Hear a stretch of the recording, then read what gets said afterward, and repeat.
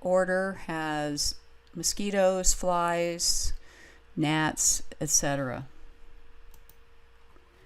They have complete metamorphosis, egg, larva, pupa, and adult.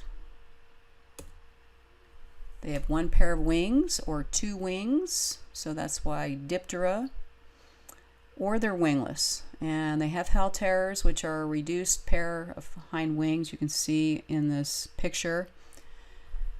They have various types of mouth parts, including chewing. Here are fungus gnats. So fungus gnats are very small, about 2 millimeters long, 2 to 5 millimeters long. They lay their eggs in the soil. The eggs hatch in about 4 days. And there are 4 larval instars that grow up to about 8 millimeter in length. They're clear with visible internal organs. They have shiny black head capsules. Initially, they feed on root hairs and algae. They may feed on the insides of roots. They may bore into larger roots or stems that are in the soil. They may also feed on leaves touching the soil. And then the root feeding can introduce pathogens, and there may be one generation within 3 weeks in warmer greenhouse situations, or 40 days in the cooler greenhouse situation. This is primarily a greenhouse or indoor pest. So root feeding can cause wilting even though the plants have been sufficiently watered. They've probably been overwatered. That's really the indicator. They are a sign of overwatering. So that's something to keep in mind. So you can see severe damage in propagation areas. They also spread other diseases on their bodies and in their feces. They don't even have to feed on something. They can be a real nuisance as adults in large numbers, and when I used to water plants in buildings, this was the one thing that drove my clients crazy, because when you go to water your plants, if there are any fungus gnats in that soil, they're going to come up and start flying into people's faces, and they don't care about mealybugs and aphids. They hate the gnats, so I used to get paged to go deal with these things. Keep your production area free of weeds and algae. Reduce your watering. It's definitely a sign of overwatering. And use completely composted organic matter if you're going to use organic matter. Also be aware that some commercial sources of peat may be infested with fungus gnats. And if you're trying to manage algal growth in the greenhouse, use hydrated lime under the benches. There are some biological control agents, including nematodes. These are general feeding nematodes. You can get them for any number of pests. Predaceous mites, and Bacillus thuringiensis, which you may have heard of for caterpillars. This particular one attacks members of Diptera. Natrol is the brand name. Natrol is not an inexpensive product, however. So cultural controls should be thought of first. Yellow sticky cards placed in the greenhouse will capture adult fungus gnats, and if you have enough of them, they can actually knock down the populations pretty well, but they're really more of a monitoring tool. And your larval populations can be monitored with cubes or slices of potatoes pressed just into the soil. Here are these lovely guys just feeding away. Okay, another pest we have in our area, the carrot rust fly. The adult's about a 1/4 inch long. They're shiny and dark in color. They have yellow heads and legs. Lovely picture, huh? That's actually the larva coming out of this carrot. They lay eggs around the crowns of host plants. So carrots, celery, dill, parsley, anything in that particular plant family, and you can have 2 to 3 generations per year.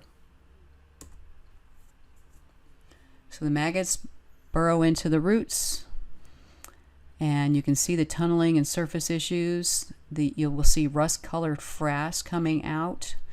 They may also feed on small fibrous roots. Here's a batch that have been infested with carrot rust fly. So damaged plants usually have a yellow appearance and stunted above ground and may die. They're about 1/3 of an inch long, the larvae, and yellowish tan in color. And they can pupate in an area where they have been in the soil. So it's very important to do sanitation. Here's the larva. Another picture in case you didn't get that the first time around. Nice close-up. So it's really important to manage weeds in and around the garden, especially anything that's in the Apiaceae.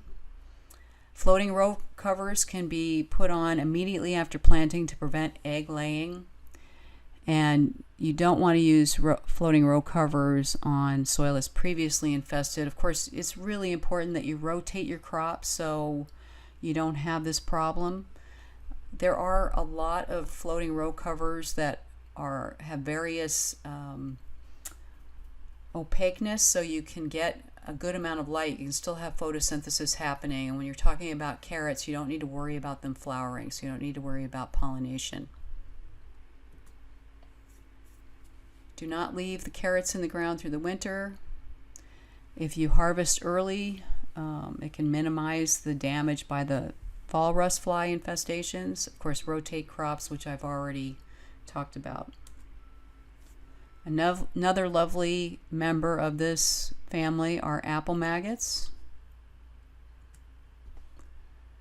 So they're actually kind of pretty. They're very small, black and white, 1/4 inch to 3/8 inch in length.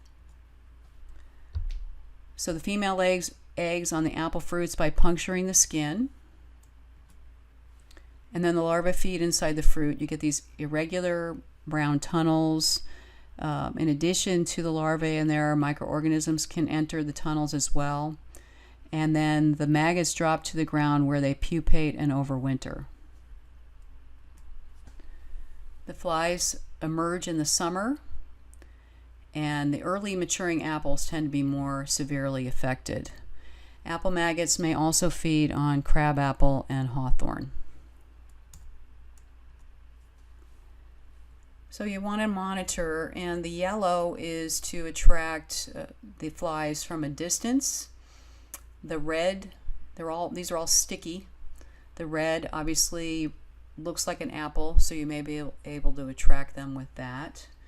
They do emerge from the soil in June or July, so you definitely want to make sure that you are timing your monitoring.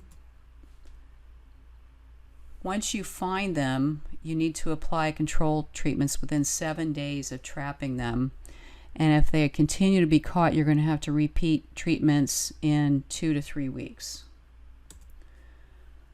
So one of the treatments is not really a pesticide, it's kaolin clay, and it's a film, and you apply it every 7 to 14 days or more often if it's